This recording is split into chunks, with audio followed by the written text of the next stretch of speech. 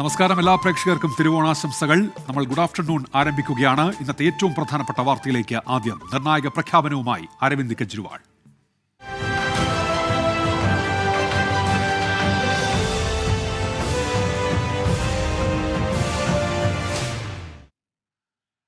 രണ്ട് ദിവസത്തിനകം മുഖ്യമന്ത്രി സ്ഥാനം ഒഴിയുമെന്ന നിർണായക പ്രഖ്യാപനവുമായി അരവിന്ദ് കെജ്രിവാൾ. നിയമസഭ പിരിച്ചുവിടില്ലെന്നും താനും മനീഷ് സിസോദിയും തെരഞ്ഞെടുപ്പിനെ നേരിടുമെന്നും അരവിന്ദ് കെജ്രിവാൾ വ്യക്തമാക്കി. ജനവിധിയോടെ തിരിച്ചുവരുമെന്നും അഗ്നിപരീക്ഷയ്ക്ക് തയ്യാറാണെന്നും അരവിന്ദ് കെജ്രിവാൾ പ്രഖ്യാപിച്ചു. ജയിൽ മോചിതനായ ശേഷം പാർട്ടി ആസ്ഥാനത്ത് പ്രവർത്തകരെ അഭിസംബോധന ചെയ്യുകയായിരുന്നു അരവിന്ദ് കെജ്രിവാൾ. अगर आपको लगता है केजरीवाल ईमानदार है, जम के वोट दे देना मेरे पक्ष में. चुनाव के बाद सीएम की कुर्सी पे जाके बैठूंगा और जब तक आपका फैसला नहीं आएगा तब तक मैं जिम्मेदारी नहीं संभालूंगा. और मैं जब तक चुनाव नहीं होते, मैंने जैसे बताया 2 दिन के बाद मैं अपना इस्तीफा दूंगा. जब तक चुनाव नहीं होते तब तक मेरी जगह आम आदमी पार्टी से कोई और मुख्यमंत्री बनेगा. अगले 2-3 दिन के अंदर विधायक दल की मीटिंग होगी और विधायक दल की मीटिंग में अगले मुख्यमंत्री के नाम का तय किया जाएगा. വിശദാംശങ്ങളുമായി ഇപ്പോൾ ഡൽഹിയിൽ നിന്ന് വിനീത വി ജി, ഒപ്പം ന്യൂസ് ഡെസ്കിൽ നിന്ന് സരുൺ എ ജോസ് എന്നിവർ ചേരുന്നുണ്ട്. ആദ്യം വിനീത വി ജിയിലേക്കാണ്. വിനീത, അപ്രതീക്ഷിതമായ ഒരു പ്രഖ്യാപനം, വിവരങ്ങൾ? തീർച്ചയായും അപ്രതീക്ഷിതമായി തന്നെയാണ് അദ്ദേഹത്തിന്റെ ഒരു പ്രഖ്യാപനം വന്നിരിക്കുന്നത്. ഒപ്പം തന്നെ ഒരു ഹിതപരിശോധനയ്ക്ക് വിധേയനാകുന്നു എന്ന് കൂടി വേണം നമുക്ക് ഈ പ്രഖ്യാപനത്തെ നോക്കിക്കാണുന്നതിനായി. 2 ദിവസത്തിനകം തന്നെ രാജി സമർപ്പിക്കുമെന്നാണ് അരവിന്ദ് കെജ്രിവാൾ പറഞ്ഞിരിക്കുന്നത്.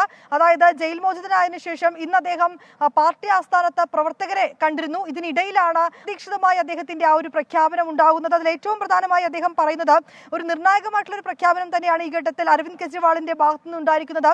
തന്റെ വിധി അത് വോട്ടർമാർ തീരുമാനിക്കട്ടെ എന്നാണ് അരവിന്ദ് കെജ്രിവാൾ പറയുന്നത്. താൻ സത്യസന്ധനാണ്. തന്റെ നേതൃത്വത്തിലുള്ള ആം ആദ്മി പാർട്ടി വളരെയധികം സത്യസന്ധതയോടുകൂടി തന്നെയാണ് ഡൽഹിയിൽ ഭരണവുമായി മുന്നോട്ട് പോകുന്നതെന്നും അദ്ദേഹം പറയുന്നുണ്ട്. അതുകൊണ്ട് തന്നെ താൻ സത്യസന്ധനാണെന്ന കാര്യം ജനങ്ങൾക്ക് ബോധ്യപ്പെടേണ്ടതായുണ്ട്. ജനങ്ങൾ അത് അംഗീകരിക്കും. ജനവിധി തേടാൻ താൻ തയ്യാറാണെന്നും പറയുന്നുണ്ട്.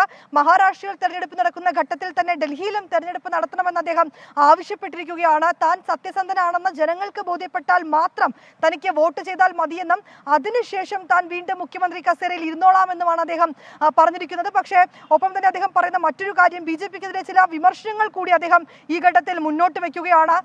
ആം ആദ്മി സർക്കാരിനെ താഴെ ഇറക്കാനുള്ള ചില ശ്രമങ്ങളാണ് BJPയുടെ ഭാഗത്തു നിന്നുണ്ടാകുന്നത്. അതൊരു തരത്തിലും നടക്കില്ല, അതിനെ ഒരു തരത്തിലും അനുവദിക്കില്ല എന്ന് കൂടി അദ്ദേഹം പറഞ്ഞിട്ടുണ്ട്. ഒപ്പം തന്നെ മനീഷ് സിസോദിയ മുഖ്യമന്ത്രി ആകില്ല എന്നും പറയുന്നുണ്ട്. ഇരുവരും ജനവിധി തേടാൻ ഈ ഘട്ടത്തിൽ തീരുമാനിച്ചിരിക്കുമെന്ന് തന്നെയാണ് നമുക്ക് മനസ്സിലാക്കാൻ കഴിയുന്നത്. താൽക്കാലിക മുഖ്യമന്ത്രിയെ 2 ദിവസത്തിനകം പ്രഖ്യാപിക്കുമെന്നും അരവിന്ദ് കെജ്രിവാൾ വ്യക്തമാക്കിയിരിക്കുകയാണ്. താനും സിസോദിയയും ജനവിധി തേടുമെന്നാണ് അദ്ദേഹം പറഞ്ഞിരിക്കുന്നത്. നിയമസഭ പിരിച്ചുവിടില്ല എന്നും അരവിന്ദ് കെജ്രിവാൾ പറഞ്ഞിട്ടുണ്ട്. നേരത്തെ തന്നെ ഈ മദ്യനയ അഴിമതി കേസിൽ അദ്ദേഹത്തിന് ജാമ്യം ലഭിക്കുമ്പോഴും ചില നിർദ്ദേശങ്ങൾ നൽകിയിട്ടുണ്ടായിരുന്നു. അതേ നിർദ്ദേശങ്ങൾ തന്നെ ഇതിന് മുൻപ് ED എടുത്ത കേസിൽ ജാമ്യം ലഭിച്ചപ്പോഴും മുന്നോട്ട് വച്ചിട്ടുണ്ടായിരുന്നു. പ്രധാനപ്പെട്ട ചില ഫയലുകളിൽ പോലും അദ്ദേഹത്തിന് ഒപ്പുവെക്കാൻ കഴിയാത്തൊരു സാഹചര്യമുണ്ട്. മുഖ്യമന്ത്രിയുടെ ഓഫീസിലോ സെക്രട്ടേറിയറ്റിലോ പ്രവേശിക്കാൻ അദ്ദേഹത്തിന് അനുമതിയില്ല. ഈ ഒരു പശ്ചാത്തലത്തിൽ ഡൽഹിയിലെ ഭരണത്തെ സംബന്ധിച്ചിടത്തോളം ഇതിനോടകം തന്നെ ചില വിമർശനങ്ങളടക്കം കാര്യങ്ങൾ എത്തിയൊരു സാഹചര്യമുണ്ടായിരുന്നു.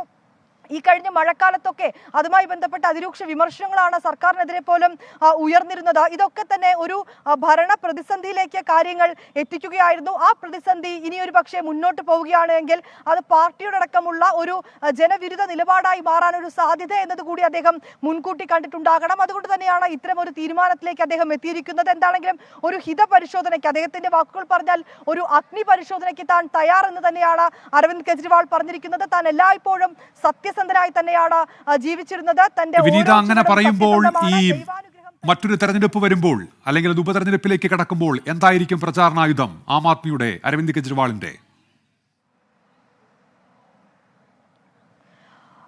തീർച്ചയായും ഈ സൂചിപ്പിച്ചതുപോലെ ഇതിനോടകം ഈ സർക്കാരിനെതിരെ ഉയർന്നു വന്നിരിക്കുന്ന ആരോപണങ്ങൾ, ഒപ്പം തന്നെ ഈ മദ്യനയ അഴിമതി കേസുമായി ബന്ധപ്പെട്ട EDയുടെ നീക്കം, അതിനോടകം തന്നെ ഇപ്പോൾ അദ്ദേഹം പറഞ്ഞിട്ടുണ്ട് ഈ കേന്ദ്രത്തിന്റെ ചില ഇടപെടലുകൾ ഉൾപ്പെടെയുള്ള കാര്യങ്ങൾ, അതായത് ബ്രിട്ടീഷ് ഭരണത്തെക്കാളും വളരെയധികം സ്വേച്ഛാധിപത്യപരമായാണ് കേന്ദ്രം ഇടപെടൽ നടത്തുന്നത് ഉൾപ്പെടെയുള്ള ചില കാര്യങ്ങളാണ് അരവിന്ദ് കെജ്രിവാൾ ഉന്നയിക്കുന്നത്. ഈ ആരോപണങ്ങൾ, ഒപ്പം തന്നെ ഇതിനോടകം ആം ആദ്മി പാർട്ടിക്ക് നേരിടേണ്ടി വന്ന പ്രതിസന്ധികളൊക്കെ തന്നെയായിരിക്കും അദ്ദേഹം തെരഞ്ഞെടുപ്പ് പ്രചരണത്തിനും ആയുധമാക്കുക. പക്ഷേ അതേസമയം അരവിന്ദ് കെജ്രിവാൾ ഏറ്റവും പ്രധാനമായി പറഞ്ഞൊരു കാര്യം തന്റെ വോട്ട് അത് ജനങ്ങളാണ്, ജനങ്ങളുടെ വിശ്വാസമാണ് തനിക്ക് വേണ്ടത്. ആ വിശ്വാസം ഉണ്ടെങ്കിൽ മാത്രം തനിക്കിനി ആ മുഖ്യമന്ത്രി കസേര മതിയെന്ന് തന്നെയാണ് അദ്ദേഹം പറഞ്ഞു വെക്കുന്നത്. അത്തരത്തിൽ തന്നെയായിരിക്കും അദ്ദേഹം ഈ തെരഞ്ഞെടുപ്പിനെയും നേരിടാൻ പോകുന്നത്. എന്താണെങ്കിലും താൻ സത്യസന്ധനാണെന്ന കാര്യം തനിക്കറിയാം. ജനങ്ങൾക്ക് അത് വിശ്വാസമുണ്ടെങ്കിൽ മാത്രം തനിക്ക് വോട്ട് നൽകിയാൽ മതിയെന്നാണ് ഈ ഘട്ടത്തിൽ അദ്ദേഹം പറയുന്നത്. ഇതിനോടകം തന്നെ ആം ആദ്മി പാർട്ടിക്ക് ഉയർന്നു വന്നിരിക്കുന്ന വെല്ലുവിളികൾ, ഇപ്പോൾ നേരിടുന്ന ഭരണ പ്രതിസന്ധി ഉൾപ്പെടെയുള്ള കാര്യങ്ങൾ ശരിയാണ് വിനീത്. അതിനെ എങ്ങനെ അതിജീവിക്കും എന്നുള്ളത് അറിയേണ്ടതുണ്ട്. സരുൺ എ ജോസ് കൂടി ചേരുന്നുണ്ട്. സരുൺ, ഇപ്പോൾ അഴിമതി വിരുദ്ധ പോരാട്ടം അതിന്റെ പ്രതിച്ഛായയിലൂടെയാണ് ആം ആദ്മി പാർട്ടി ഡൽഹിയിൽ ഭരണം പിടിക്കുന്നത്. പക്ഷേ അതേ അഴിമതിയുടെ പേരിൽ ജയിലിൽ പോകേണ്ടി വരുന്നു. ഇപ്പോൾ പുറത്തെത്തി കഴിഞ്ഞ ശേഷം നിർണായക പ്രഖ്യാപനം. അതിന്റെ രാഷ്ട്രീയത്തെ എങ്ങനെ കാണണം സരുൺ? ഉന്മേഷ് സൂചിപ്പിച്ച പോലെ കഴിഞ്ഞ 2 തവണയും 2015-ലും 2020-ലും ആം ആദ്മി പാർട്ടിക്ക് ഉണ്ടാകാത്തൊരു സാഹചര്യമാണ് ഇപ്പോൾ അവർ നേരിടുന്നത്. അഴിമതിക്കെതിരെ പട നയിച്ചു വന്ന അരവിന്ദ് കെജ്രിവാൾ അഴിമതിയുടെ പേരിൽ ജയിലിലാകുന്ന കാഴ്ചയായിരുന്നു നമ്മൾ കണ്ടത്. അതിനുശേഷം അരവിന്ദ് കെജ്രിവാൾ തെരഞ്ഞെടുപ്പിനെ നേരിടാൻ പോവുകയാണ്. 2025 ഫെബ്രുവരിയിലാണ് ഡൽഹിയിൽ നിയമസഭാ തെരഞ്ഞെടുപ്പ് നടക്കേണ്ടത്. ആ തെരഞ്ഞെടുപ്പ് ഈ വർഷം നവംബറിൽ തന്നെ നടത്തണമെന്നാണ് അരവിന്ദ് കെജ്രിവാൾ ആവശ്യപ്പെടുന്നത്. അതുവരെ മറ്റൊരു ആളെ മുഖ്യമന്ത്രിയായി പാർട്ടി തീരുമാനിക്കും എന്നാണ് കെജ്രിവാൾ പറയുന്നത്.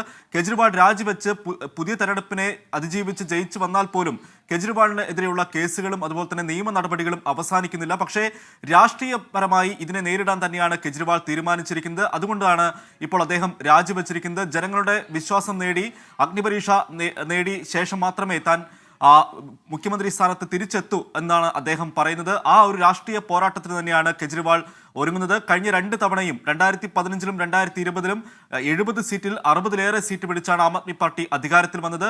ലോക്സഭാ തെരഞ്ഞെടുപ്പിന് ശേഷം നടന്ന തെരഞ്ഞെടുപ്പുകളായിരുന്നു ഇത് രണ്ടും. ലോക്സഭാ തെരഞ്ഞെടുപ്പിൽ ആം ആദ്മി പാർട്ടി ഒറ്റ സീറ്റിലും വിജയിക്കാൻ കഴിഞ്ഞില്ലെങ്കിലും നിയമസഭാ തെരഞ്ഞെടുപ്പിൽ മിന്നുന്ന വിജയമായിരുന്നു ആം ആദ്മി പാർട്ടിക്ക് നേടാൻ കഴിഞ്ഞത്. പക്ഷേ ഇത്തവണ കഴിഞ്ഞ തവണത്തേക്കാൾ വ്യത്യസ്തമായി ഭരണ നേട്ടങ്ങളായിരിക്കില്ല ആം ആദ്മി പാർട്ടി പ്രചാരണത്തിൽ ഉണ്ടാവുക. ഈ തനിക്കെതിരെ അരവിന്ദ് കെജ്രിവാളിനും ആം ആദ്മി പാർട്ടിക്കുമെതിരെയുള്ള കേസുകളും അതുപോലെ തന്നെ ആരോപണങ്ങളും ആയിരിക്കും ആം ആദ്മി പാർട്ടി പ്രധാനമായും തെരഞ്ഞെടുപ്പ് പ്രചാരണത്തിൽ ഉയർത്തുക. BJPക്കും നരേന്ദ്രമോദിക്കും എതിരായുള്ള പ്രചാരണമായിരിക്കും ആം ആദ്മി പാർട്ടി ഡൽഹിയിൽ ഉടനീളം നടത്തുക. അതിനുവേണ്ടിയാണ് അരവിന്ദ് കെജ്രിവാൾ തന്നെ നേരിട്ട് പ്രചാരണം നയിക്കാൻ എത്തുന്നത്. മനീഷ് സിസോദിയും മറ്റൊരു സ്ഥാനത്തും ഉണ്ടാകില്ല. മനീഷ് സിസോദിയും അരവിന്ദ് കെജ്രിവാളും ഈ ഡൽഹി നിയമസഭാ തെരഞ്ഞെടുപ്പിലെ പ്രചാരണത്തെ നയിക്കും. ശരി, സരുൺ എ ജോസ് ആണ് ന്യൂസ് ഡെസ്കിൽ നിന്ന് വിവരങ്ങൾ നൽകിയത്. ഒട്ടേറെ പ്രേക്ഷകർ ഇന്ന് തിരുവോണമായതുകൊണ്ട് ഓണസദ്യ കഴിച്ചു എന്ന് ചോദിക്കുന്നുണ്ട്. ആമിനെ ചോദിക്കുന്ന ഓണസദ്യ കഴിച്ചോ? ഇല്ല, ആമിന് ഓണസദ്യ കഴിച്ചില്ല, കഴിക്കണം. അതുപോലെ ഹായ് പറയുന്നുണ്ട് വസ്തുകുമാരി അടക്കമുള്ള നമ്മുടെ പതിവ് പ്രേക്ഷകർ.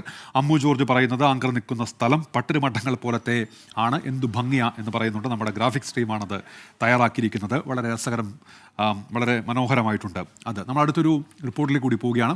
കോഴിക്കോട് പേരാമ്പ്ര ടൗണിന് സമീപം കാട്ടാന ഇറങ്ങി. പുലർച്ചെ 5 മണിയോടെയാണ് ജനവാസ മേഖലയിൽ കാട്ടാന എത്തിയത്. വനവകുപ്പ് ഉദ്യോഗസ്ഥരും RRTയും സ്ഥലത്തെത്തിയിട്ടുണ്ട്. ആന ഇപ്പോൾ വീണ്ടും ജനവാസ മേഖലയിൽ എത്തിയിരിക്കുന്നു. പേരാമ്പ്രയിൽ നിന്ന് ഷഹദ് റഹ്മാൻ തത്സമയം വിവരങ്ങളുമായി ഇപ്പോൾ ചേരുന്നുണ്ട്. ഷഹദ്, ഇതുവരെയും ആനയെ കാടുകയറ്റാൻ കഴിഞ്ഞിട്ടില്ല അല്ലേ? പേരാമ്പ്ര ടൗണിലാണ് കാട്ടാന എത്തിയത്. ഇന്ന് പുലർച്ചെ 5 മണിയോടെയാണ് ഈ പേരാമ്പ്ര ടൗണിലേക്ക് കാട്ടാന എത്തിയത്. ഷഹദ് റഹ്മാൻ വിവരങ്ങളുമായി ചേരുന്നുണ്ട്. ഷഹദ്, ഇപ്പോൾ എവിടെയാണ് കാട്ടാന നിലയുറപ്പിച്ചിട്ടുള്ളത്? ഷഹദ്,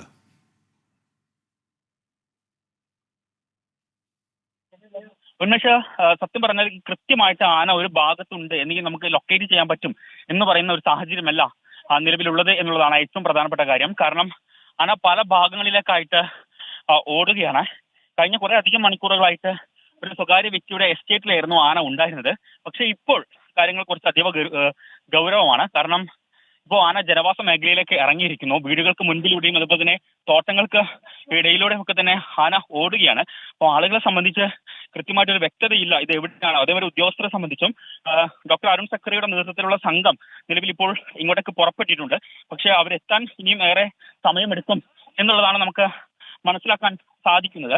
അപ്പോൾ അതുകൊണ്ട് ഇപ്പോൾ നിലവിലുള്ള ഉദ്യോഗസ്ഥർ മയക്കുവെടി വെക്കാനുള്ള ഒരു ശ്രമം നടത്തുന്നുണ്ട്. പക്ഷെ കൃത്യമായിട്ടൊരു ലൊക്കേഷൻ കിട്ടിയാൽ മാത്രമേ നിലവിൽ ആനയെ മയക്കുവെടി വെക്കാൻ സാധിക്കുകയുള്ളൂ എന്നുള്ളതാണ് നമുക്ക് ഇപ്പോൾ ഉദ്യോഗസ്ഥരുമായിട്ട് സംസാരിക്കുമ്പോൾ മനസ്സിലാക്കാൻ സാധിക്കുന്നത്.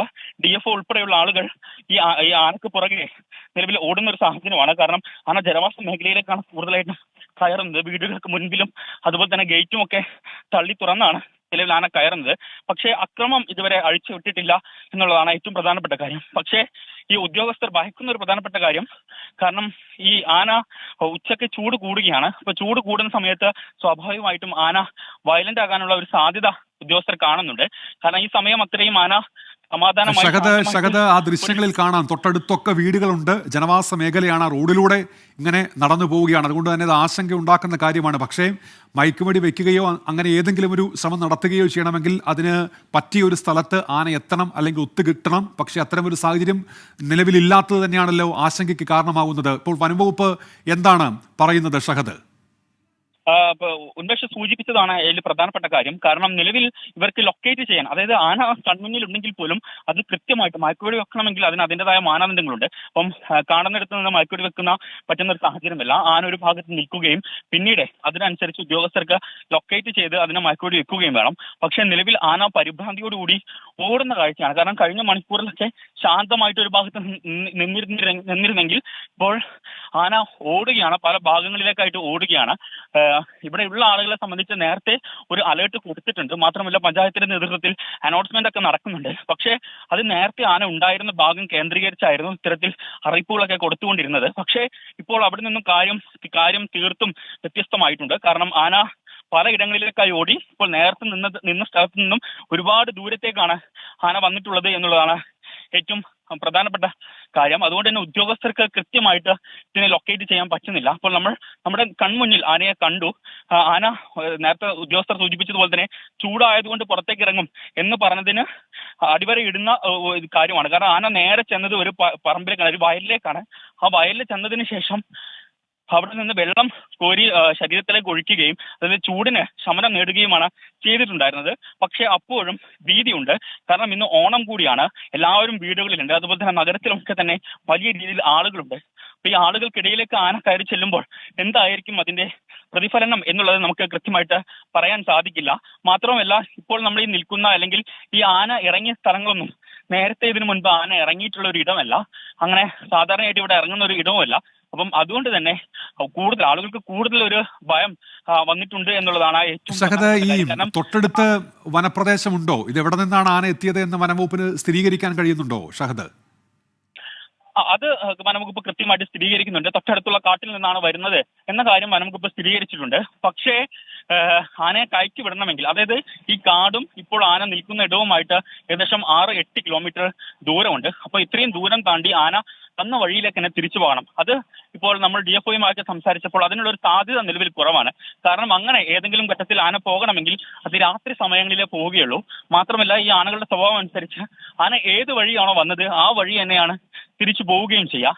അപ്പോൾ നിലവിൽ ഇപ്പോൾ ആളുകളൊക്കെ അത് ആശങ്കയുണ്ടാക്കുന്ന ഒരു വിഷയം തന്നെയാണ് ഷഹദ്.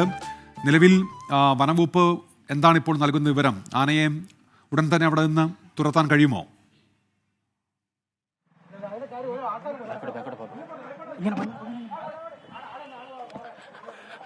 ഉന്മേഷ്, ഇപ്പൊ നമുക്ക് ദൃശ്യങ്ങളിൽ കാണാമെന്ന് വിചാരിക്കുന്നു. ആന ഇപ്പം നമ്മുടെ ഫ്രെയിമിലുണ്ട്. നിലവിൽ ആന റോട്ടിലേക്ക് കയറുന്ന ഒരു സാഹചര്യമാണ് ഇപ്പോൾ ഉള്ളത്. ഒരു വീടിന്റെ പുറകുവശത്തു കൂടിയാണ് ഇപ്പോൾ ആന പോകുന്നത്.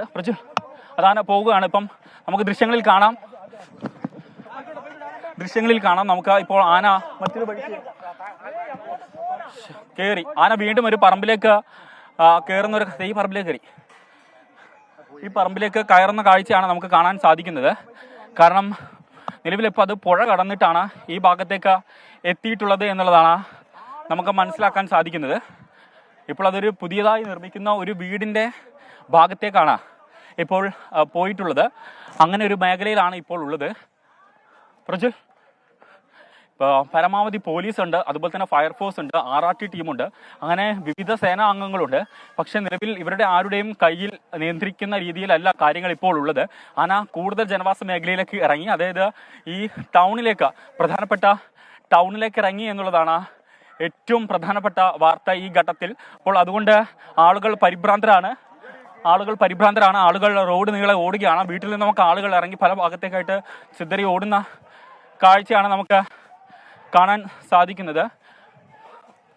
വലിയ രീതിയിലാണ് ഇപ്പോൾ വിവരങ്ങൾ നൽകിക്കൊണ്ടിരിക്കുന്നത്. പേരാമ്പ്ര ടൗണിൽ ഇറങ്ങിയ കാട്ടാന ഇപ്പോൾ അവിടെ പ്രദേശവാസികൾക്ക് ആശങ്കയായി മാറിയിരിക്കുന്നു. ആന റോഡിലൂടെ നടന്നു നീങ്ങുകയായിരുന്നു. ഇപ്പോൾ അത് സമീപത്തെ പുരയിടത്തിലേക്ക് ഇറങ്ങിയിട്ടുണ്ട്. ഇന്ന് പുലർച്ചെ 5 മണിയോടെയാണ് കാട്ടാന ഈ മേഖലയിൽ എത്തിയത്. വനം വകുപ്പ് നൽകുന്ന വിവരങ്ങൾ അനുസരിച്ചാണെങ്കിൽ 8 കിലോമീറ്ററോളം അപ്പുറം കാടുണ്ട്, വനമേഖലയാണ്. അവിടെ നിന്നാണ് ആന ഇവിടെ എത്തിയത് എന്നാണ് വനംവകുപ്പ് ഇപ്പോൾ പറയുന്നത്. പക്ഷേ ആനയെ നിലവിൽ തുരത്താൻ കഴിയാത്തൊരു സാഹചര്യമാണ്. അതിനെ കൃത്യമായി ലൊക്കേറ്റ് ചെയ്ത് അത്തരമൊരു ശ്രമം നടത്താൻ വനംവകുപ്പിന് കഴിയുന്നില്ല. വനംവകുപ്പ് സംഘം അവിടെയുണ്ട്, RRT ഉണ്ട് അവിടെ, ഒപ്പം നാട്ടുകാരുണ്ട്, പോലീസൊക്കെ എത്തിച്ചേർന്നിട്ടുണ്ട്. ഈ ആന എത്തുന്ന മേഖലയിൽ നിന്ന് ആളുകളെ അടക്കം അവിടെ നിന്ന് മാറ്റുന്നുണ്ട്. വീടുകളിൽ നിന്നൊക്കെ ആളുകൾ ഇറങ്ങി മാറുന്ന ഒരു സാഹചര്യമുണ്ട്. ഇനി എന്ത് ചെയ്യും എന്നൊരു ആശങ്ക അവിടെ നിലനിൽക്കുന്നുണ്ട്. ആന എപ്പോൾ തിരിച്ചു പോകും? അതുമായി ബന്ധപ്പെട്ട വനവകുപ്പ് പറയുന്നത് ഒരു പക്ഷേ അങ്ങനെയൊന്ന് ഇപ്പോൾ സംഭവിക്കാനിടയില്ല. ആന വന്ന വഴിയിലൂടെ തിരിച്ചു പോകണമെങ്കിൽ രാത്രിയായേക്കും എന്നാണ് വനവകുപ്പ് പറയുന്നത്. അതുകൊണ്ട് തന്നെ അത്രയും സമയം ആന ജനവാസ മേഖലയിൽ തുടരുന്നത് അത് ആശങ്കയുണ്ടാക്കുന്ന കാര്യമാണ്, ജനങ്ങളെ ആശങ്കയിലാക്കുന്ന കാര്യമാണ്. ഏതായാലും ഇപ്പോഴും RRT വനംവകുപ്പ് സംഘം ഈ ആനയ്ക്ക് പിന്നാലെ തന്നെയുണ്ട്. നാട്ടുകാരും പോലീസുമൊക്കെ അവിടെ തന്നെയുണ്ട്. ഇതിപ്പോൾ തത്സമയ ദൃശ്യങ്ങളാണ് പ്രേക്ഷകർക്ക് കാണാൻ കഴിയുന്നത്. ഒരു പുരയിടത്തിലൂടെ കാട്ടാന അത് നടന്ന് നീങ്ങുകയാണ്. പേരാമ്പ്ര ടൗണിലാണ് കാട്ടാന ജനങ്ങൾക്ക് ആശങ്കയായി എത്തിയത്. ഇന്ന് പുലർച്ചെ 5 മണിയോടെ എത്തിയ കാട്ടാന ഇപ്പോഴും അവിടെ തുടരുന്നു എന്നുള്ളതാണ്. വനവകുപ്പ് ഇനി അടിയന്തരമായി എന്ത് നടപടി സ്വീകരിക്കും എന്നുള്ളത് അറിയേണ്ടതുണ്ട്. മൈക്കൂടി വെച്ച് അവിടെ നിന്ന് ആനയെ മാറ്റാൻ തീരുമാനിക്കണമെങ്കിൽ അതുമായി ബന്ധപ്പെട്ട നടപടിക്രമങ്ങളൊക്കെ പൂർത്തീകരിക്കേണ്ടതുണ്ട്. അതിന് സമയമെടുക്കും. അല്ലാതെ എങ്ങനെ ആനയെ തുരത്തി അവിടെ നിന്ന് ജനവാസ മേഖലയിൽ നിന്ന് മാറ്റി വനമേഖലയിലേക്ക് എത്തിക്കാൻ കഴിയും എന്നുള്ളതാണ്. പ്രേക്ഷകർക്ക് ഇപ്പോൾ ഈ CCTV ദൃശ്യങ്ങൾ കൂടി കാണാൻ സാധിക്കുന്നുണ്ട് സ്ക്രീനിൻ്റെ ഒരു ഭാഗത്ത്. അത് രാത്രിയിൽ ആന, അതായത് ഇന്ന് പുലർച്ചെ കാട്ടാന ആ ജനവാസ മേഖലയിലേക്ക് എത്തുന്ന ദൃശ്യങ്ങൾ അത് സ്ക്രീനിൻ്റെ ഒരു ഭാഗത്ത് പ്രേക്ഷകർക്ക് കാണാൻ കഴിയും. മറുഭാഗത്ത് കാണുന്ന ദൃശ്യങ്ങൾ പേരാമ്പ്ര ടൗണിൽ നിന്നുള്ള ഇന്നത്തെ ദൃശ്യങ്ങളാണ്. നിലവിൽ ഇപ്പോൾ ഒരു പുരയിടത്തിൽ ആന നിലയുറപ്പിച്ചിരിക്കുകയാണ്. ആനയെ ജനവാസ മേഖലയിൽ നിന്ന് അകറ്റാനുള്ള നീക്കത്തിലാണ് ഇപ്പോൾ വനംവകുപ്പ് ഉള്ളത്. പക്ഷേ അത് ഫലം കാണുന്നില്ല. കുറച്ച് സമയം അത് റോഡിലൂടെ നടന്നു നീങ്ങി, അതിനുശേഷം പുരയിടത്തിലേക്ക് കടക്കുകയായിരുന്നു. ആ മേഖലയിലെ ആളുകളൊക്കെ അവിടെ നിന്ന് മാറുന്നുണ്ട്. അവരെ സംബന്ധിച്ചിടത്തോളം അവിടെ നിന്ന് ആന മാറുന്നതുവരെ അവർക്ക് ആശങ്കയുണ്ടാകും. വനംവകുപ്പും RRTയും ഒക്കെ അവിടെയുണ്ട്. അവർ ആനയെ ആ മേഖലയിൽ നിന്ന് മാറ്റാനുള്ള നീക്കത്തിലാണ്, ആ ശ്രമത്തിലാണ്. അതിപ്പോഴും തുടരുകയാണ്. ഷഹദ് റഹ്മാൻ തുടരുന്നുണ്ട്. ഷഹദ, പുരയിടത്തിൽ നേരത്തെ ആന കയറുന്നത് നമ്മൾ കണ്ടിരുന്നു. അവിടെ നിന്ന് ഇറങ്ങിയോ അതോ ആ പറമ്പിൽ തന്നെയാണ് ഇപ്പോഴും ഉള്ളത്? ഉന്മേഷ, നിലവിൽ ആ പറമ്പിൽ നിന്നും ആന ഇറങ്ങിയിട്ടുണ്ട്. ഇപ്പോൾ മറ്റൊരു പറമ്പിലേക്ക്, അതായത് നേരത്തെ ഒരു വീടിന് പുറകുവശത്തായിരുന്നു ഉണ്ടായിരുന്നത്. പക്ഷേ ഇപ്പോൾ നിലവിൽ വീണ്ടും അതൊരു പറമ്പിലേക്ക് ഇറങ്ങി ഓടുന്ന ഒരു കാഴ്ചയാണ് നമുക്ക് കാണാൻ സാധിച്ചത്. മതിലൊക്കെ ഭേദിച്ചാണ് ഇത്തരത്തിൽ ഈ ആന പോകുന്നത്. പക്ഷേ നിലവിൽ ഇതുവരെ യാതൊരുവിധ അനിഷ്ട സംഭവങ്ങളൊന്നും തന്നെ ഉണ്ടായിട്ടില്ല എന്നുള്ളത് ഏറെ ആശ്വാസം നിറഞ്ഞിട്ടുള്ള ഒരു കാര്യമാണ് എന്നുള്ളതാണ്. DFO ഉൾപ്പെടെയുള്ള ആളുകൾ ഇതിന് പുറകെ ഓടുകയാണ്. നിലവിൽ ഉദ്യോഗസ്ഥരൊക്കെ തന്നെ നിസ്സഹായരാണ്. കാരണം അവരെ സംബന്ധിച്ച് ആന കൃത്യമായിട്ടൊരു സ്ഥലത്ത് ലൊക്കേറ്റ് ചെയ്യുന്നില്ല. നമുക്കറിയാം, ഡോക്ടർ അരുൺ സക്രിയ ഉൾപ്പെടെയുള്ള സംഘം വയനാട്ടിൽ നിന്ന് ഓൾറെഡി ഇങ്ങോട്ട് തിരിച്ചിട്ടുണ്ട്. മയക്കുവെടി വെക്കാൻ വേണ്ടിയിട്ടുള്ള ക്രമീകരണങ്ങളും ഏർപ്പെടുത്തിയിട്ടുണ്ട്. പക്ഷേ ആന നിലവിൽ ജനവാസ മേഖലയിലേക്ക് ഇറങ്ങിയത് കൊണ്ട് തന്നെ അടിയന്തരമായിട്ട് ഏതെങ്കിലും ഘട്ടത്തിൽ മയക്കുവെടി വെക്കണമെങ്കിൽ അതിനുള്ള ഉദ്യോഗസ്ഥർ എന്തായാലും ഉണ്ട്. അതല്ലാതെ വിദഗ്ധ സംഘത്തിന്റെ സഹായം ഇതിന് ആവശ്യമാണെങ്കിൽ അത് പ്രയോജനപ്പെടുത്താനാണ് ഡോക്ടർ അരുൺ സക്രിയ ഉൾപ്പെടെയുള്ള സംഘത്തെ ഇങ്ങോട്ട് വിളിച്ചിട്ടുള്ളതും അദ്ദേഹം ഇപ്പോൾ അവിടുന്ന് പുറപ്പെടുകയും ചെയ്തിട്ടുള്ളത്. ഒപ്പം തന്നെ വയനാട്ടിൽ നിന്നും RRT സംഘവും ഇവിടെയൊക്കെ തിരിച്ചിട്ടുണ്ട് എന്നുള്ളതാണ് ഏറ്റവും പ്രധാനപ്പെട്ട കാര്യം. നമുക്ക് കാണാം ഇപ്പോൾ ദൃശ്യങ്ങളിൽ റോഡ് മുഴുവൻ ആളുകളാണ്. കാരണം ആന ഈ പറഞ്ഞ മേഖലകളിലൊക്കെ തന്നെ നടന്നു വന്നിട്ടുണ്ട്. ഇന്നലെ രാത്രി ഇന്ന് പുലർച്ചെ 2 മണിക്ക് പതിഞ്ഞ CCTV ദൃശ്യങ്ങളിലൊക്കെ തന്നെ നമുക്ക് കാണാൻ സാധിക്കുമായിരുന്നു. അതായത് ആന സുഖമായിട്ട് ഈ റോഡ് വഴിയാണ് നടന്നു വന്നിട്ടുണ്ടായിരുന്നത്. അപ്പോൾ ആ റോഡ് വഴി തന്നെ ആയിരിക്കാം ഒരു പക്ഷേ ആന വന്നിടത്തേക്ക് തിരിച്ചു പോവുക എന്നുള്ളതാണ് നിലവിൽ ഈ ഉദ്യോഗസ്ഥരുടെ ഒരു അനുമാനമുള്ളത്. അതിന്റെ അടിസ്ഥാനത്തിലാണ് ഇപ്പോൾ അത്തരത്തിലുള്ള ഒരു ക്രമീകരണം. അതുകൊണ്ട് ഇവർ വലിയ രീതിയിൽ ആനയെ പ്രൊവോക്ക് ചെയ്യാൻ എന്തായാലും നിലവിൽ ശ്രമിക്കുന്നില്ല. പ്രത്യേകിച്ച് ഇത് പകൽ സമയം കൂടി ആയതുകൊണ്ട് തന്നെ ആൾക്കാർ കൂടുമെന്ന് നേരത്തെ ഈ ഫോറസ്റ്റ് ഉദ്യോഗസ്ഥരും അതുപോലെ തന്നെ പോലീസും ആശങ്കപ്പെട്ടിട്ടുണ്ടായിരുന്നു. ഇപ്പോൾ ആ ആശങ്ക അതുപോലെ തന്നെ നടന്നിരിക്കുന്നു. കാരണം ആദ്യഘട്ടത്തിൽ ഇവർ തീരുമാനിച്ചിട്ടുണ്ടായിരുന്നത് രാത്രിയിൽ ആനയെ തുരത്താം എന്നുള്ളൊരു കാര്യമായിരുന്നു. കാരണം രാത്രിയിലാകുമ്പോൾ ആളുകൾ ഉണ്ടാകില്ല, അപ്പോൾ അത് കുറെ കൂടി സുഗമമാവും എന്നുള്ളതായിരുന്നു നിലവിൽ തീരുമാനിച്ചിട്ടുണ്ടായിരുന്നത്. പക്ഷേ അതിൽ നിന്ന് വിഭിന്നമായി ഇപ്പോൾ പകല് തന്നെ, അതായത് നേരത്തെ ഫോറസ്റ്റ് ഉദ്യോഗസ്ഥരുമായി അല്ലെങ്കിൽ DFO ഒക്കെ 24 സംസാരിച്ച ഘട്ടത്തിൽ പറഞ്ഞിട്ടുണ്ടായിരുന്ന ഒരു കാര്യമാണ്. അതായത് വെയിൽ കൂടുന്തോറും ആന പ്രൊവോക്ഡ് ആവും, അതായത് ആന പരിഭ്രാന്തി ആവും. അപ്പോൾ അതുകൊണ്ട് തന്നെ ആനയെ സംബന്ധിച്ചിടത്തോളം ആന പുറത്തേക്ക് ഇറങ്ങും എന്നുള്ളത് നേരത്തെ തന്നെ ഉദ്യോഗസ്ഥർ വ്യക്തമാക്കിയിട്ടുണ്ടായിരുന്നു. ഇപ്പോൾ അതുപോലെ തന്നെയാണ് കാര്യങ്ങൾ സംഭവിക്കുകയും ചെയ്തിട്ടുള്ളത്. പരമാവധി അതായത് നേരത്തെ ആന നിന്നിരുന്ന ആ കാട്ടിൽ അല്ലെങ്കിൽ സ്വകാര്യ വ്യക്തിയുടെ പറമ്പിൽ 6 ഉദ്യോഗസ്ഥരെ നിയോഗിച്ചുകൊണ്ട് ആനയെ നിരീക്ഷിച്ചു വരികയായിരുന്നു. മരത്തിന് മുകളിലും അതുപോലെ തന്നെ മറ്റിടങ്ങളിലുമൊക്കെ ഏകദേശം 6ഓളം ഉദ്യോഗസ്ഥർ തമ്പടിച്ച് നിൽക്കുകയും അവിടെ നിരീക്ഷിച്ചു വരികയുമായിരുന്നു.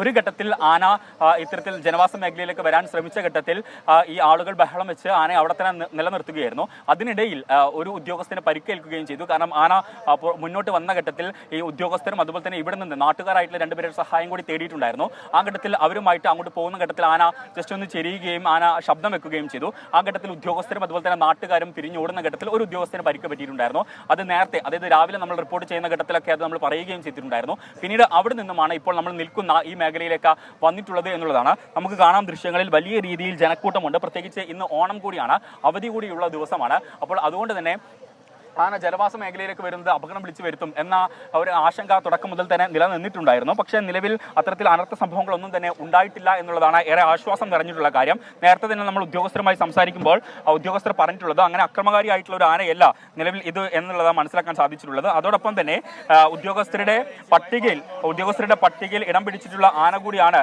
എന്നുള്ളതാണ്. മുഴയാനാണ് നിലവിൽ ഇവിടെ വന്നിട്ടുള്ളത് എന്നുള്ളതാണ് ഏറ്റവും പ്രധാനപ്പെട്ട കാര്യം. ഈ പന്നിക്കോട്ടൂർ എന്ന് പറയുന്ന സ്ഥലം, ആ സ്ഥലത്ത് ായിട്ട് ഇറങ്ങുന്ന ഒരു ആനയാണ് എന്നുള്ളൊരു കാര്യവും ഇപ്പോൾ DFO ആഷിഖ് സാറ് നമ്മളോട് സ്ഥിരീകരിച്ചിട്ടുണ്ട്. അപ്പോൾ അതിൻ്റെയൊക്കെ ഒരു പശ്ചാത്തലത്തിൽ പരമാവധി ആനയെ ഒന്ന് കംഫർട്ടബിൾ ആക്കി നിർത്താം, അതായത് വെയിൽ ആറുന്നത് വരെ ആനയെ അവിടെ തന്നെ നിർത്തി മുന്നോട്ട് പോകാം എന്നുള്ളതായിരുന്നു പോലീസിൻ്റെയും അതുപോലെ തന്നെ വനംവകുപ്പിൻ്റെയും ഫോറസ്റ്റിൻ്റെയും ഒക്കെ ഒരു തീരുമാനം. പക്ഷേ നിലവിൽ ആ സാഹചര്യങ്ങളൊക്കെ മാറിയിരിക്കുന്നു. വെയിൽ ചൂട് കൂടിയതോടുകൂടി ആന ഈ പുറത്തേക്ക് ഇറങ്ങി വരുന്ന ഒരു സാഹചര്യമാണ് ഇപ്പോൾ ഉണ്ടായിട്ടുള്ളത്.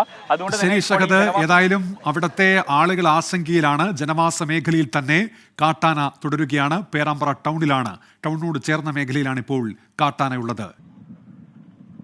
ഉന്മേഷ, ആന ഇപ്പോഴും അതായത് ജനവാസ മേഖലയിൽ തന്നെയാണ്. നമ്മൾ നിൽക്കുന്നത് ഈ പ്രധാനപ്പെട്ട ഒരു റോഡിലാണ്. ഈ റോഡിനോട് ചേർന്നിട്ടുള്ള ഈ പറമ്പിലാണ്, ഇവിടെയുള്ള ഈ പറമ്പിൽ ഉൾവശത്തേക്കായിട്ടാണ് ആനയുള്ളത്. ഇത് ശരിക്കും കൃത്യമായിട്ട് ഏതാ ഭാഗം? കഴിഞ്ഞ ദിവസം CCTV കണ്ടത് ഈ ഭാഗത്ത് കൂടെ നടന്നു വരുന്നതല്ലേ? ഈ ഭാഗത്ത് മുന്നിൽ കൂടി പോയതാണ് അറിഞ്ഞത്. അതെ. അപ്പൊ നിങ്ങളിപ്പോ ഇതെപ്പോഴാണ് അറിഞ്ഞത്? ഇന്ന് രാവിലെയാണ് ന്യൂസുകളിലും വാട്സപ്പിലൊക്കെ കണ്ടിട്ടാണ് അറിഞ്ഞത്. അപ്പം പരിസരത്ത് എല്ലാ ആൾക്കാരും ഇവിടെ ഉണ്ട്. ഇപ്പം ഇത് ആ പുഴ ഏതാ? പുഴ കടന്നില്ല ആന? അപ്പം അതേതാ? ഇവിടെ ചെറിയൊരു പുഴ ഉണ്ട്. ഇവിടെ ചെറിയൊരു പുഴ. പേരെന്താ? എനിക്കറിയില്ല. ഇവിടെ തന്നെയുള്ള ചെറിയൊരു പുഴ ഉണ്ട്, അതാണ് കടന്നിരിക്കുന്നത്. വലിയൊരു വാഹനം ഇവിടെ ഇല്ല സ്ഥലത്തില്. അപ്പം അങ്ങനെയാണ്. അപ്പം നമുക്ക് ദൃശ്യങ്ങളിൽ കാണാൻ സാധിക്കുമെന്ന് വിചാരിക്കുന്നു. ഉദ്യോഗസ്ഥരൊക്കെ ഇപ്പോൾ നമ്മൾ ഈ നിൽക്കുന്ന ഭാഗത്തേക്ക് കൂടുതലായിട്ട് വരുന്നുണ്ട്. കൃത്യമായി പറഞ്ഞാൽ ഉദ്യോഗസ്ഥർക്ക് ഇത് ലൊക്കേറ്റ് ചെയ്യാൻ പറ്റിയിട്ടില്ല. ആന കാരണം പല ഭാഗങ്ങളിലേക്കായിട്ട് ഓടുന്ന ഒരു സാഹചര്യം ഉള്ളതുകൊണ്ട് ഇപ്പം പോലീസ് ഉദ്യോഗസ്ഥരാണ് വരുന്നത്, ഫോറസ്റ്റ് ഉദ്യോഗസ്ഥരാണ് വരുന്നത് എന്നാണ് മനസ്സിലാക്കാൻ സാധിക്കുന്നത്. സാറേ, നിലവിൽ എന്താ നമ്മുടെ ഒരു ഏകദേശം ഒരു 3 കിലോമീറ്റർ കൂടി പിന്നെ ഡ്രൈവ് ചെയ്യാണ്ട് അതിങ്ങനെ ഓരോ ഘട്ടത്തിൽ ആളുകളെ മുന്നിൽ കാണുന്ന നേരം അത് റൂട്ട് ഡൈവേർട്ട് ചെയ്ത് പോയിക്കൊണ്ടിരിക്കുക. ഇതുവരെ വേറെ കാഷ്വാലിറ്റീസ് ഒന്നുമില്ല. വളരെ ഇതായിട്ട് തന്നെ സ്റ്റാഫ് നാട്ടുകാരൊക്കെ സഹകരിക്കുന്നുണ്ട്. കുറച്ച് നാട്ടുകാരെ മുന്നിൽ കാണുമ്പോൾ പേടിച്ചിട്ടാണ് അത് തിരിഞ്ഞു പോകുന്നത്. കുഴപ്പമൊന്നുമില്ല, ഇപ്പൊ തന്നെ തിരിച്ചു കയറ്റും.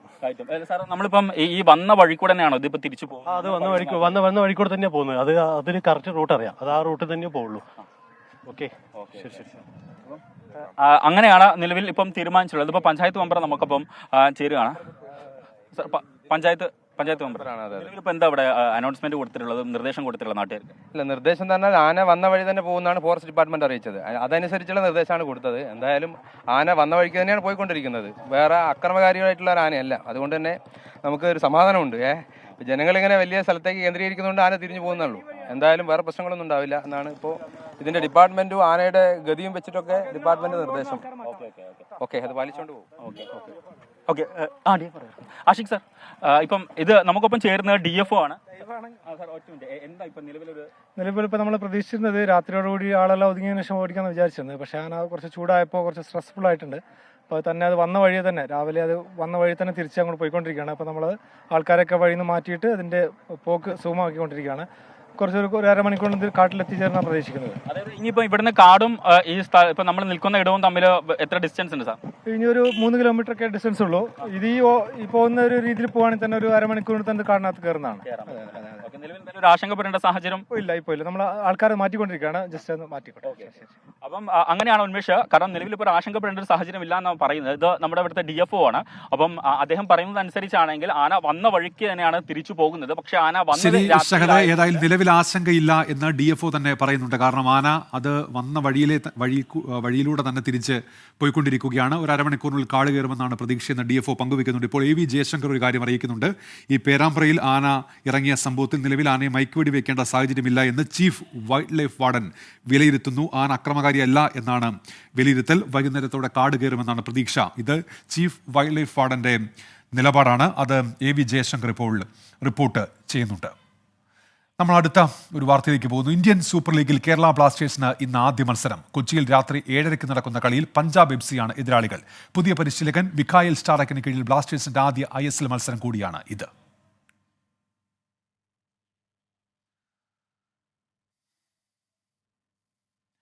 ആരാധകർക്കും എല്ലാ മലയാളികൾക്കും ഓണസമ്മാനമായി ISLലെ കേരള ബ്ലാസ്റ്റേഴ്സിന്റെ ആദ്യ മത്സരത്തിൽ ജയം നേടുമെന്ന നായകൻ അഡ്രിയാൻ ലൂണ.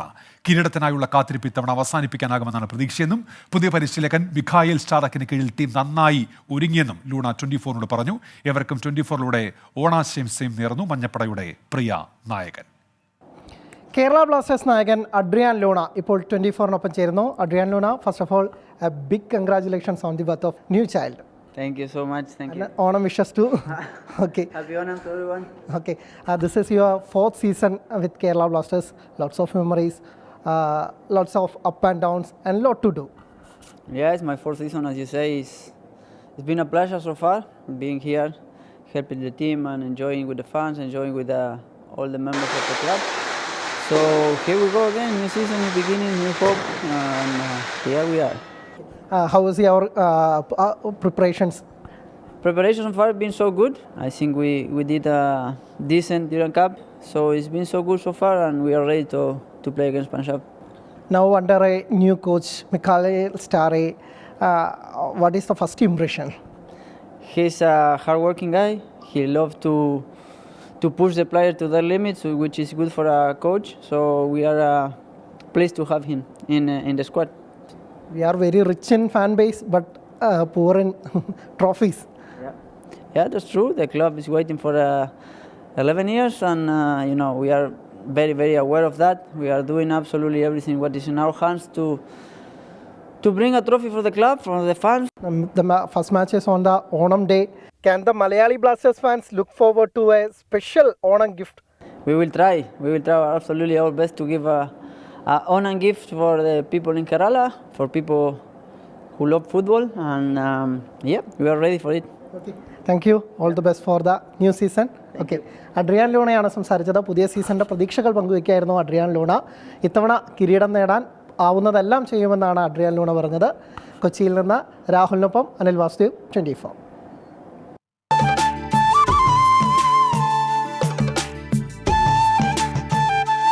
എല്ലാ പ്രേക്ഷകർക്കും 24ന്റെ ഹൃദയം നിറഞ്ഞ ഓണാശംസകൾ.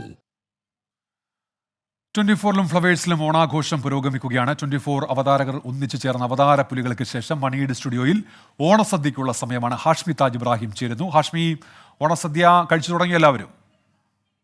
അപ്പോൾ പ്രിയപ്പെട്ട പ്രേക്ഷകരെ, ഓണാശംസ അല്ലെങ്കിൽ ഓണാഘോഷം അതിൻ്റെ ആദ്യഘട്ടം പൂർത്തിയാകുന്ന ഉച്ചത്തെ വിഭവസമൃദ്ധമായ സദ്യയോടുകൂടിയാണ്. പ്രേക്ഷകർ കണ്ടതാണ് നമ്മുടെ അവതാരപ്പുലികളുടെ അവിടെ ലൈവായി അവിടെ കലവറയിൽ സാധനങ്ങൾ സെറ്റാവുന്ന കണ്ടതാണ്. അപ്പോൾ കലവറയിൽ സെറ്റായ സാധനങ്ങൾ ദാ ഇവിടെ തീൻമേശയിലേക്ക് ഇങ്ങനെ എത്തുകയാണ്. ദാ ഇവിടെ സദ്യക്കുള്ള എല്ലാവിധ ഒരുക്കങ്ങളും പൂർത്തിയായിരിക്കുന്നു. ദാ ഇവിടെ ഭക്ഷണം ഇലയൊക്കെ ഇട്ട് ബാക്കി എല്ലാ വിഭവങ്ങളും വിളമ്പി ദാ ഇവിടെ ചേച്ചിമാർ ചോറ് വിളമ്പിക്കൊണ്ടിരിക്കുകയാണ്. അവിടെ ദാ ഇവിടെ ചോറ് പരിപ്പ് ചോറിട്ടു. പരിപ്പിൻ്റെ മുകളിൽ കൂടെ ഒരു കുറച്ച് നെയ്യ് നെയ്യ് ഉപയോഗിക്കത്തില്ല. നെയ്യ് ഇവിടെ ഉപയോഗിക്കുന്നു. നെയ്യ് എടുത്തു. അപ്പോൾ മജേട്ടാ പപ്പടം നിന്ന് തീർന്നു? പപ്പടം പകുതിയായി. അപ്പോൾ അങ്ങനെ ഗംഭീരമായ ഓണസദ്യ. ഇനി പായസമാണ് വരാനിരിക്കുന്നത്. പ്രധാനം പായസമാണ് അട്രാക്ഷൻ. മധുരപ്രിയൻ. മറ്റേ തിരുവനന്തപുരത്താണെങ്കിലേ അവിടെ അറിയാലോ, അവിടെ വളരെ വ്യത്യസ്തമായിട്ടൊരു ഇതുണ്ട്. തൃശ്ശൂർ വേറെയാണ്, എല്ലാത്തിനും കൂട്ടുകൾ വ്യത്യാസമാണ്. ബോളിയുണ്ട് തിരുവനന്തപുരത്ത്. ബോളിയും പായസം കൂട്ടി, സേമിയ പായസം. ഗംഭീര സാധനം. പക്ഷെ അത് തിരുവനന്തപുരത്തേ ഉള്ളൂ. ഇങ്ങോട്ട് വരുമ്പോൾ തൃശ്ശൂരോ എറണാകുളത്തോ ഒന്നും ബോളി ഇപ്പോൾ വന്ന് തുടങ്ങി. മാത്രമല്ല ഇവിടുത്തെ ആൾക്കാർ കേട്ട ചിരിക്കും ബോളി എന്ന് കിട്ടും എന്താ അറിയില്ല, പക്ഷേ അതിന്റെ ടേസ്റ്റ് അറിയാത്തോണ്ട് ഇപ്പോൾ കുറേ മാറി. ഇപ്പോൾ ബേക്കറിയിലൊക്കെ ബോളി വന്ന് തുടങ്ങി. കാശ്മീർ തുടങ്ങി. നമ്മൾ ഓണം എന്ന് പറഞ്ഞാൽ നമ്മുടെ ഓർമ്മയില്ലേ പല പല നിറങ്ങൾ ഇതൊക്കെ ഉണ്ട്, അതിൽ രുചികൾ, അതിൽ ഏറ്റവും പ്രധാനം സ്വാദാണ്, രുചിയാണല്ലോ. അങ്ങനെ നല്ലൊരു രുചി ഇപ്പം നമ്മളിത് അങ്ങനെ സദ്യയിലൂടെ എങ്ങനെ അറിയുന്നു. ഗംഭീര സദ്യയാണ്, തുടങ്ങിയതേ ഉള്ളൂ. ഹാപ്പിയാണ്. അവിയലാണ് എനിക്ക് ഏറ്റവും ഇഷ്ടമുള്ളത്. പിന്നെ പൊതുവേ സദ്യ ഭയങ്കര ഇഷ്ടമാണ്. കാശ്മീർ ചേട്ടൻ ഇങ്ങനെ നിർത്തിക്കൊണ്ട് കഴിക്കുന്നതിൽ വിഷമമുണ്ട് കേട്ടോ. അയ്യോ ചുമ്മാ അയ്യോ കഴിക്കട്ടോ. ഗോകുൽമനെ എന്തായി? പപ്പടം പൊടിഞ്ഞേ ഉള്ളൂ, തുടങ്ങാണ്. സത്യം ഈ കുറേ ദിവസമായിട്ട് ഒന്നോണം രണ്ടോണമൊക്കെ, പക്ഷേ തിരുവോണത്തിൻ്റെ സദ്യയാണ് നമ്മുടെ ഓണസദ്യ. അപ്പം പിടിക്കോട്ടോ ചേച്ചി. യെസ്, ഓണം എന്ന് പറഞ്ഞാൽ ഭക്ഷണം കഴിക്കൽ കൂടിയാണല്ലോ, വിഭവസമൃദ്ധമായ സദ്യ, ഉണ്ടോണം. അപ്പോൾ അതാണ് നമ്മൾ 3 ദിവസമായിട്ട് സദ്യയിൽ തന്നെയാണ്. അപ്പോൾ ഇന്ന് അതിൻ്റെ ഒരു കൾമിനേഷൻ ആണെന്ന് തോന്നുന്നു. ഏതായാലും തുടങ്ങിയിട്ടേ ഉള്ളൂ.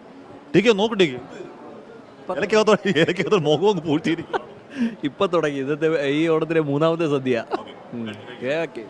അപ്പോൾ ഇവിടെ ടിൻഡോ പോയി എന്തായി? സൂപ്പറായിട്ട് അടിപൊളി സദ്യ നമ്മൾ കഴിച്ച് സ്റ്റാർട്ട് ചെയ്തിട്ടുണ്ട്. അടിപൊളിയാണ്. ഭണ്ഡാരി ഇവിടെ വന്നിരിക്കണോ? ഭണ്ഡാരിയാണ് നമ്മുടെ കലവറയുടെ നേതൃത്വം നോക്കിയ ആളാണ്. എല്ലാവരും കഴിക്കുന്ന ആദ്യം പന്തി കയറിയിരിക്കുക. ആദ്യം നമ്മളിങ്ങനെ പരിപ്പൊഴിച്ചു, പപ്പടം എടുത്തിട്ട് ഇങ്ങനെ ഒറ്റയടി ടപ്പൊന്ന് കൂട്ടും.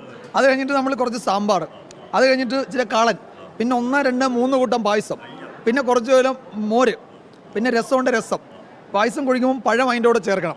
അതിനിടയ്ക്ക് ഈ സാധനം എല്ലാം തീർക്കണം. അങ്ങനെയാണ് ഞങ്ങൾ കോട്ടയത്തുകാർ കഴിക്കുന്നത്. അതാണ് ശാസ്ത്രീയമായ സദ്യ കഴിക്കുന്ന രീതി. കഴിക്കങ്ങട് നാഗപ്പഞ്ചേട്ടൻ നമ്മുടെ എസ്കേൻ്റെ പ്രിയങ്കരനായ സാരഥ്യ.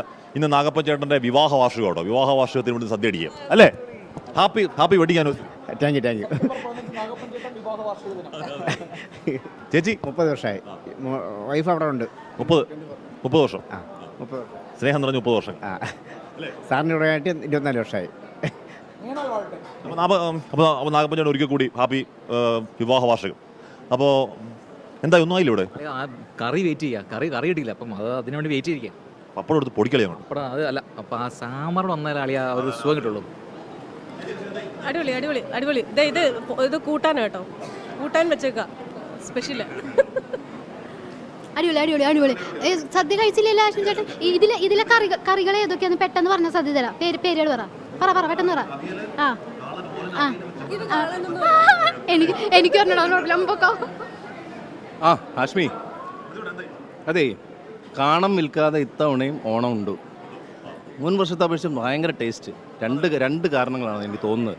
ഒന്ന്, രാവിലെ തൊട്ട് പട്ടിണിയാണ്, ഫ്ലോറിലായിരുന്നല്ലോ. മറ്റൊന്ന്, ആത്മാർത്ഥതയോടുള്ളൊരു പാചകം ഫീൽ ചെയ്യുന്നുണ്ട്. അതുകൊണ്ട് പാചകക്കാർക്കും ഭണ്ഡാരിക്ക് പ്രത്യേകിച്ചും അഭിനന്ദനങ്ങൾ. ഇവിടെ സുരേഷ് വലങ്ങര നമ്മുടെ ഊണിൻ്റെ എല്ലാവിധ കാര്യങ്ങളും മേൽനോട്ടം വഹിച്ചുകൊണ്ട് നിൽക്കുകയാണ്. നമ്മുടെ കോർഡിനേറ്റർ നമ്മുടെ പ്രിയങ്കരൻ സഹോദരൻ ശ്രീ സുരേഷ് വലങ്ങര. എന്തായി നമ്മൾ ഇത് കഴിഞ്ഞാൽ ഇതിപ്പോൾ ഫസ്റ്റ് മന്തിയാണ്. ഇത് കഴിഞ്ഞാൽ ഉടനെ നമ്മൾ കഴിക്കുകയാണ്. പിന്നെ ഹാപ്പി ഓണം. ലോകമെമ്പാടുമുള്ള മലയാളികൾക്ക് 24-ൻ്റെയും ഫ്ലവേഴ്സിൻ്റെയും എൻ്റെയും ഹാപ്പി ഓണം. ഓക്കെ. അപ്പോൾ പ്രിയപ്പെട്ട പ്രേക്ഷകരെ, ആദ്യം തുടങ്ങിയിട്ടുണ്ട്. ഈ പന്ത് കഴിഞ്ഞിട്ട് വേണം എനിക്ക് സുരേഷോട്ടൊക്കെ ഇരിക്കാൻ. അപ്പോൾ എല്ലാ പ്രിയപ്പെട്ട പ്രേക്ഷകർക്കും ഒരിക്കൽ കൂടി ചേട്ടാ പോയി സാമ്പാർ പോയി.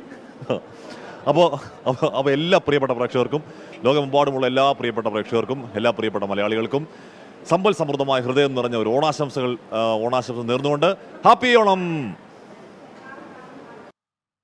അപ്പോൾ എല്ലാവരും ഓണസദ്യ കഴിക്കുകയായിരിക്കും. ഇപ്പോൾ ഫ്ലവേഴ്സ് 24 കുടുംബാംഗങ്ങളും ഓണസദ്യ ഉണ്ണുകയാണ്.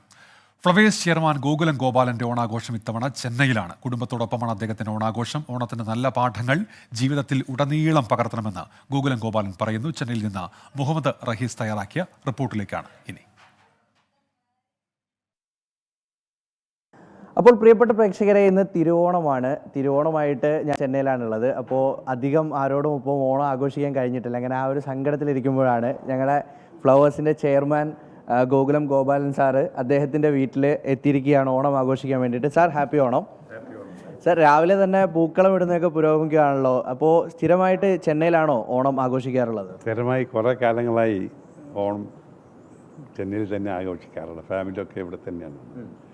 രണ്ടാമതെന്ന് വെച്ചാൽ ഓണത്തിൻ്റെ ഏറ്റവും ഞങ്ങളെ ചെറുപ്പത്തിൽ കണ്ടത് ഓണത്തിൻ്റെ പ്രത്യേക ആഘോഷത്തിലെ ഏറ്റവും പ്രധാനപ്പെട്ടത് പൂക്കളമാണ്. ആ പൂക്കളം ഇന്ന് മറക്കാതെ എല്ലാ വർഷവും ഞങ്ങൾ കുടുംബാംഗങ്ങൾ ഇത് ചെയ്യാറുണ്ട്. അതാണ് നിങ്ങൾക്ക് ഇവിടെ കാണാൻ സാധിക്കുന്നത്. കാരണം പൂക്കളത്തിൽ അത് അവരുടെ കലാബോധങ്ങൾ കാണിക്കാനും പിന്നെ അതിൻ്റെ ആ സൗന്ദര്യം ആസ്വദിക്കാനുള്ള ഒരു നല്ലൊരു അവസരമാണ്. കലാകാരന്മാർക്ക് ഒരു ചിത്രകാരൻ, പ്രത്യേകിച്ചും എൻ്റെ ഡോക്ടറിലോ ഒരു കലാകാരിയാണ്, ചിത്രം വരയ്ക്കുന്നതിൽ. അപ്പോൾ അവരുടെ ആശയത്തിലുണ്ടായ ഒരു പിന്നെ പൂക്കളമാണ് ഇവിടെ നമ്മൾ ചെയ്തുകൊണ്ടിരിക്കുന്നത്. ഈ ഡിസൈൻ വരച്ചേക്കുന്നത് ചേച്ചിയാണ്. എന്താ ഇതിനൊരു തീമൊക്കെ ഉണ്ടാവുമല്ലോ? ജസ്റ്റ് ഗണേശ ഒന്ന് ലാസ്റ്റ് മിനിറ്റ് ആയിട്ടുള്ള ഒരു ഇതാണ്. എന്തായാലും ഒരു ഗണേശ ഒരു നല്ലൊരു മുടക്കങ്ങളൊന്നും ഇല്ലാണ്ടെല്ലാം നടക്കണേ എന്നുള്ളൊരു പ്രാർത്ഥന അവിടെ ചെയ്തിരിക്കുകയാണ്. എന്തായി സദ്യയുടെ ഒരുക്കങ്ങളൊക്കെ എന്തായി? സദ്യേൻ്റെ അമ്മയാണെല്ലാം അമ്മേൻ്റെ മേൽനോട്ടത്തിലാണ് എല്ലാം നടക്കുന്നത്. നാട്ടിലെ ഓണം മിസ് ചെയ്യുന്നുണ്ടോ? എങ്ങനെയായിരുന്നു പഴയ ഒരു ഓണാഘോഷമൊക്കെ? നാട്ടിലെല്ലാം എല്ലാവരെയും മിസ് ചെയ്യുന്നുണ്ട്. അച്ഛനും അമ്മയൊക്കെ നാട്ടിലാണ്, അപ്പോൾ അവരെയും മിസ് ചെയ്യുന്നുണ്ട്. അവരുടെ കൂടെ ഒന്നും കൂടാൻ പറ്റാത്തതിൽ സങ്കടമുണ്ട്. അപ്പോൾ അങ്ങനെ ഇവിടുത്തെ ആഘോഷങ്ങൾ പുരോഗമിച്ചുകൊണ്ടിരിക്കുകയാണ്.